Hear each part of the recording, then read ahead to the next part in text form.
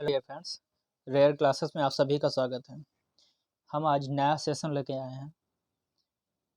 अभी तक किन्हीं कारणों से नहीं वीडियो अपलोड कर सके थे, परंतु अब रेगुलर करेंगे। आज का सेशन ग्राम विकास से संबंधित है। ये प्रश्न या इनसे संबंधित प्रश्न वीडियो, लेखपाल और आरओ तथा एआरओ से संबंधित होते हैं। ऐसे एग्जाम के लिए ये प्रश्न बहुत ही महत्वपूर्ण है। हम आज शुरू करने वाले हैं ग्राम विकास से संबंधित कुछ प्रश्न। पहला प्रश्न है, विकास खंड का मुख्य कार्यकारी अधिकारी कौन होता है? ऑप्शन है सीडीओ, वीडीओ, बीडीओ या डीएम। याद रहे, सीडीओ प्रत्येक जिला का विकास खंड होता है, वहां बैठते हैं। इन सभी के फुल फॉर्म नीचे दिए हुए हैं। सीडीओ का मतलब होता है चीफ डेवलपमेंट ऑफिसर, ये विकास भवन में बैठता है। वीडीओ विलेज डेवलपमेंट ऑफिसर, ये आपके ब्लॉक स्तर पे बैठता है। बीडीओ इसका मतलब होता है ब्लॉक डेवलपमेंट ऑफिसर, ये आपके ब्लॉक में बैठता है। डीएम डिस्ट्रिक्ट मजिस्ट्रेट होता है। यहाँ पर प्रश्न कह रहा है कि विकास खंड का मुख्य कार्यकारी अधिकारी कौन है। तो विकास खंड का मुख्य कार्यकारी अधिकारी, यह खंड का बात कर रहा है, तो खंड में ब्लॉक आता है। ब्लॉक का अर्थ होता है खंड, तो इसका उत्तर होगा खंड विकास अधिकारी अर्थात बीडीओ। अगला प्रश्न, एक विकास खंड के ग्रामों के विकास की जिम्मेदारी किस पर निर्भर होती है? प्रश्न,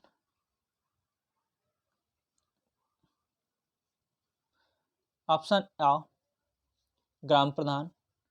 ग्राम प्रधान केवल एक ही गांव का प्रधान होता है।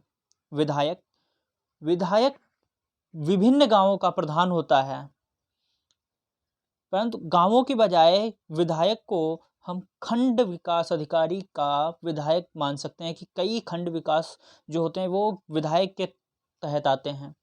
तहसीलदार प्रत्येक तहसील स्तर का अधिकारी होता है, लेकिन यहाँ पर ग्रामों के विकास की बात कर रही, एक गांव की नहीं बल्कि विभिन्न गांवों की बात कर रहा है।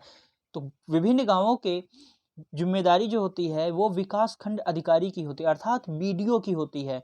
तो इसका उत्तर है सा, खंड विकास अधिकारी या बीडीओ। प्रत्येक प्रश्न का व्याख्या प्रश्न में नीचे ही दिया हुआ है। किसान के स्वामित्व का समस्त कृषि भूमि का विवरण किस रजिस्टर में लिखा जाता है?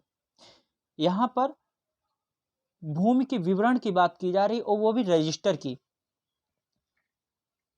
आपने खसरा खतौनी सुना होगा, संभवतः जमाबंदी भी सुना हो। इसका उत्तर है आ अर्थात जमाबंदी। याद रहे, जमाबंदी एक ऐसा रजिस्टर होता है जो एक तहसील के पास तहसील में होता है, दूसरा लेखपाल के पास होता है। यह दो प्रतियों में होता है। इसके तहत किसान की जो भूमि होती है, तो भूमि के मालिक और उसकी भूमि का विवरण इस जमाबंदी के तहत लिखा जाता है। अगला प्रश्न, जमाबंदी का नवीनीकरण कितने समय पर किया जाता है? याद रहे, प्रत्येक जमाबंदी का या जमाबंदी रजिस्टर का नवीनीकरण प्रत्येक 4 वर्ष में किया जाता है। इसका कारण है कि कोई भी किसान यद्यप अपने भूमि का स्वामित्व छोड़ता है और कोई नया व्यक्ति उस स्वामित्व को धारण करता है, या कोई नया किसान उस भूमि को खरीदता है, तो उसका मालिकाना हक प्रत्येक 4 वर्ष में इसलिए बदला जाता है कि अभी भी भूमि पुराने ही किसान के पास है या कोई नया किसान उस भूमि का मालिक बन गया है। अगला प्रश्न, किस आधार पर सरकार प्रत्येक फसल के अंतर्गत बोए गए क्षेत्र का पता लगाती है? खसरा, खतौनी, जमाबंदी या इनमें से कोई नहीं? इसका उत्तर है खसरा। खसरा एक ऐसा लेखा है जिसके तहत बोए गए क्षेत्र का पता लगाया जाता है। कौन सी फसल बोई गई है, कितने क्षेत्र में बोई गई है, इसका विवरण हमें खसरा से प्राप्त होता है।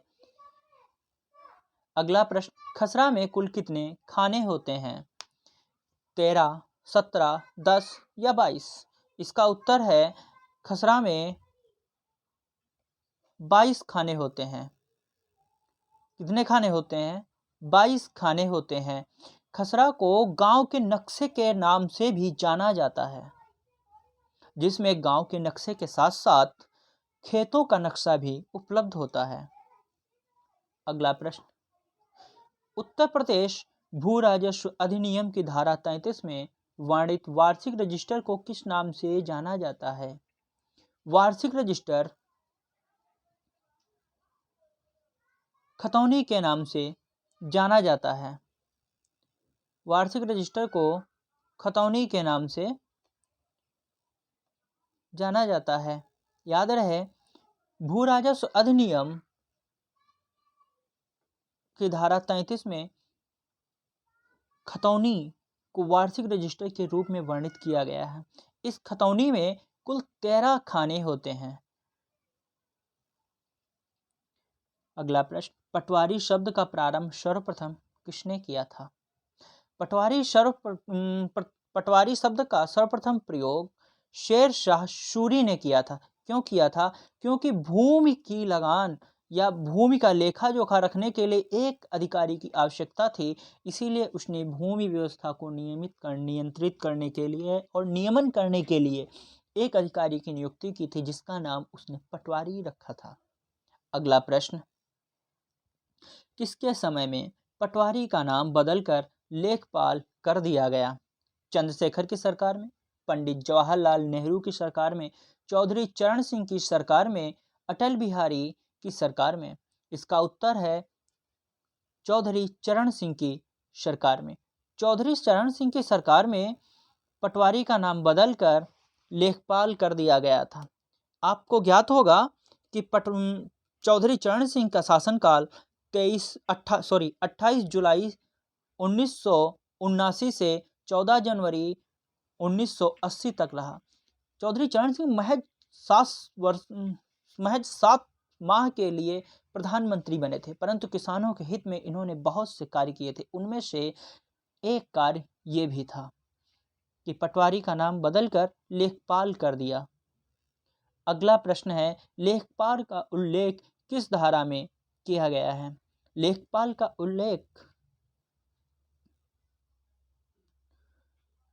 23 में किया गया है। भू राजस्व अधिनियम, उत्तर प्रदेश भू राजस्व अधिनियम 1901 की धारा 23 में लेखपाल का उल्लेख किया गया है, जबकि धारा 33 में वार्षिक रजिस्टर का उल्लेख किया गया है। अभी हमने आपको बताया था कि खतौनी को वार्षिक रजिस्टर के रूप में जाना जाता है। आज का ये वीडियो यहीं तक था। अगर अच्छा लगा हो तो लाइक कीजिए, शेयर कीजिए और हमारे चैनल को सब्सक्राइब कीजिए। आज से प्रत्येक दिन आपको ग्राम विकास से संबंधित सेशन मिलता रहेगा। धन्यवाद।